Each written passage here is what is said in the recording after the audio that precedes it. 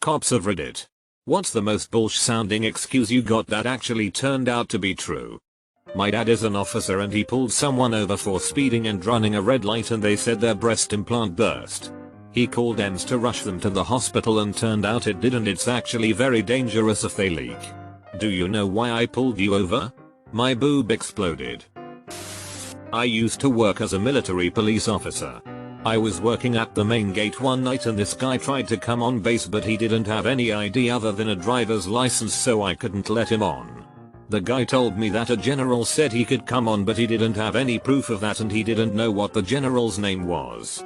It was also super late at night and he didn't seem to have any answers that would help us identify who he was. Long story short, the dude ended up being legit and was coming on base to be awarded a Silver Star the next day from that general. Former park ranger. First week in the job we pull up and see a couple of kids smoking in their car with the windows down. The city has an ordinance against smoking on park property, but it is too petty to give them a ticket. We approach the car and they are visibly nervous. My FTO, field training officer, looks through the windows and sees a couple of beer cans in the car. Bingo. We get them out and start running their info. They are all underage but old enough to smoke cigarettes. My FTO asks them where the beer came from. The driver says he recycles. FTO laughs and begins to search the car. I'm finishing up running their info. And these guys are being really respectful. FTO finishes searching the cab and goes to open the trunk. All of a sudden I hear him bust out laughing. He is laughing so hard he can barely breathe. He waves me over to look at the trunk of the car and it is level with crushed cans and bottles.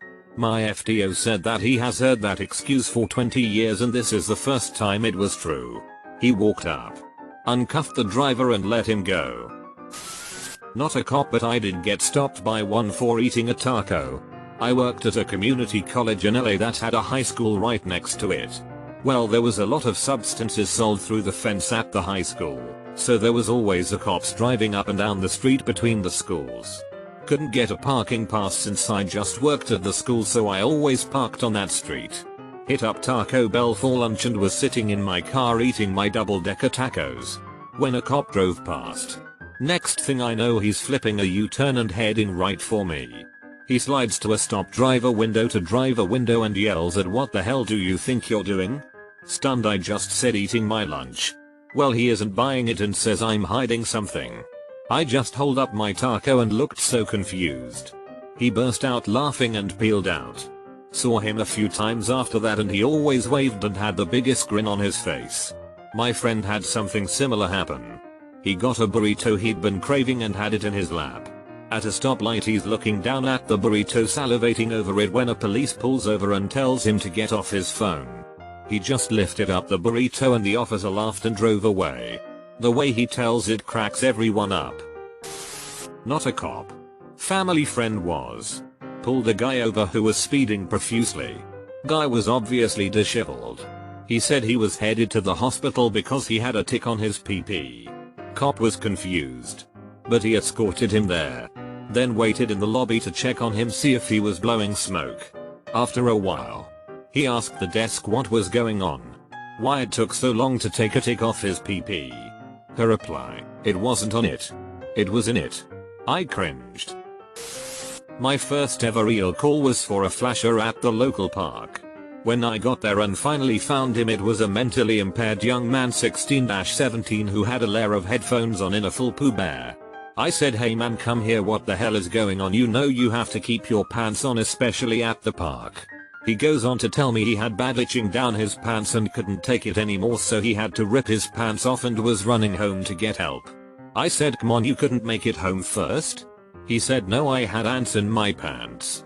As sure as according to more than one witness's account. He had been sitting in a sandbox playing at the park and accidentally on a nest of rodents that had crawled up his pant legs. Popped a college kid for shit driving and pulled 100 grams of weed off of him. Also, a 1-pound glass pipe shaped like a huge nail. No biggie. Also find weed under the other college kids in the car. Driver falls on the sword and tells me all of it is his and lets his friends walk free. I like this kid. However, during the search we find packaged addies in the cellophane of a cigarette pack with the top melted closed. Ask kid if he's dealing addies at school. Tell him I'm aware of the prescription pill epidemic. He says no and spins a huge yarn about how he only carries a few on him because he's had his orange pill bottle stolen so many times. Kid seems like a pretty good dude. I decided to take the X-Files approach. Supervisor tells me pursue charges for dealing blah blah blah. I tell the kid he has one chance to prove he's telling the truth. Shows me the broken glass under his driver's seat from a vehicle burglary. Gotta do better. I follow behind him back to his dorm. He lets me in and shows me the busted foot locker he kept them in under his bed. Dunno. Kinda weak. Supervisor's telling me to hurry and drop the axe. Tell him to do better. He calls one of the soccer team assistants up and we meet him in the locker room. Shows me the little wooden locker which has a broken lock. Assistant coach tells me they have replaced the lock on his cabinet 3 times. Campus security has numerous reports of medicine theft from this kid. Nice. I call supervisor up and tell him I have no grounds to pursue delivery charges. Poor bastard just kept getting his Adderalls jacked and being the big dumb meatball he was. He started packaging them like that. I end up talking to his best friend breaking up a house party a couple months later. Friend tells me kid is a stand-up guy who only uses weed due to extreme anxiety, totally believable from my interaction with him, and has never sold anything in his life. Friend thanked me and told me his buddy spoke well of me. Friend also tells me he had to drive his buddy to the hospital a few hours after I left from a panic attack due to the whole incident. I felt bad for the kid. So now, whenever I see him smoking up in his car in the mall parking lot I just wave. Stopped a guy on a suspended registration and he started getting upset. But not at me. I asked him why he's so upset. He says it's the wife's car. She stopped making payments and it got suspended. On top of that he was pissed because he was on the way to the new GFs and she was probably gonna dump him if he no-showed her. I issued him a criminal ticket. Thinking he was gonna back off and leave the story. Instead he goes, I totally get why you gave me a ticket. But I don't want this girl to dump me. Smoke. Can you give me a ride there? I say fine. But you have to introduce me. Again thinking he'd back off the story. He says okay deal and away we go. We're sitting outside and this girl refuses to come out. So he puts me on the phone. I tell her that it's either she comes out and says hi or I bring him to jail. Out she comes. 11/10. Dude hit the effing jackpot. He also plead guilty to the ticket, haha. I never told him to do that but I got a kick out of it. I like to think it was him giving me a wave back. I'm running booking one night. Guy gets brought in for possessing a truly stupendous amount of substances. I'm talking like 2 Rubbermaid totes full of shrooms, a huge bag of weed, and enough heroin to overdose half the county. Well, says he, I'm a informant and they told me to make the drop so they could be there and raid the crap out of everybody and let me go for helping. Aha. Right. Face left please. Guy is like I'm telling you dude. They're gonna be super pissed that you country reset fed up their bust. Whatever. Get in the holding cell and shut up. About 3 hours later 3 guys show up. D agents. They're super pissed that our deputies are fed up their bust. I go back to the holding cell to let the guy out. And he's just like they're super pissed huh? Yeah? Told you so. I had a similar call to this one night. I was on patrol. Running traffic. And ran a tag through the state's DMV system. Tag comes back immediately with a DHS warning. Tone and everything. Alerting that the driver was on the terrorist watch list and advised not to make contact with the driver under any circumstances. I thought maybe I'd run the wrong plate. So I tried it again. Sometimes the tags are hard to read and things show up wrong. The tag returned again as the driver being on the no contact list. I was about to advise dispatch that of the situation when they raised me on the radio, saying someone from DHS had called about me running the plates twice and demanded that I not make contact with the vehicle. Needless to say, I left him alone. But it was crazy spooky how fast they called after I'd run the plate. Serious watchdogs. Former cop here. I was behind a vehicle that couldn't stay in the lane. kept swerving, etc. It was 1 AM. And I think another drunk idiot on the road. Pull him over.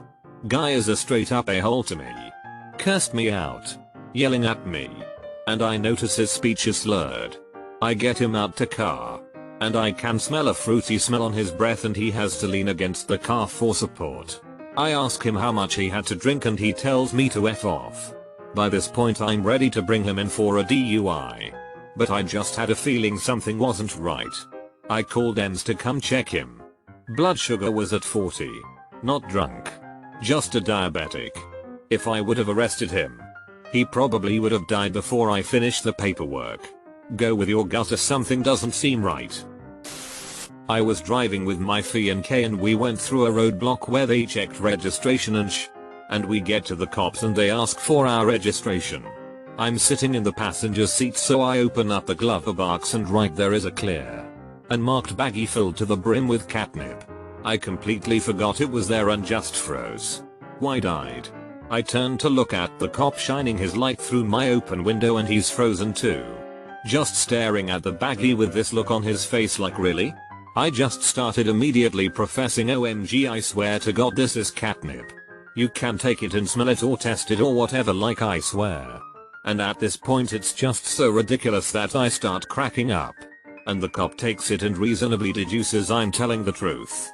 And he starts laughing and calls his partner over and tells her what happened and they both just cackled away for a minute and sent us on our way. I went to a disturbance at a backyard BBQ once. Turns out it was a bunch of Roma gypsies. As I was trying to figure out what was going on I had some old lady approach me and want to talk to me off to the side. She told me she was an informant for the FBI and that if I left, she would be able to get some information on a matter the FBI was interested in. I rolled my eyes and thanked her and said I would be out of there as soon as I could make sure there was no violence going on. Anyway I determined it was just verbal so I cleared the call and went back in service. About 15 to 30 minutes later dispatch radioed me to head back to the station. I got there and got a message to call some FBI field office and ask for a certain agent. I called and sure as this agent said he understood I spoke with his informant and wanted to know everything she told me. Blew my mind. Mid-July in like 2008. Young kid going 93 in a 55. I swing and he immediately pulls over. Approaching the car. His first words before I can even start speaking. My dog died. He hung himself. I gotta get back before my mom gets home. What JPG? Anyway. He calls other family members. His aunt, uncle and 2 cousins come out to the stop and between all their sobbing, they verify that the dog had actually hopped over the fence on a leash runner and couldn't get back over. Everyone's crying now. They showed me a photo on their phone. Apparently they found the dog and called the kid at work and he just left. I didn't even bother verifying further than that. Cousin drove the kid's car back so they could take care of the dog and prepare for mom. Some said that I should have wrote him. But losing an animal sucks enough. He knew he effed up and adding financial burden to him wasn't going to help him or me.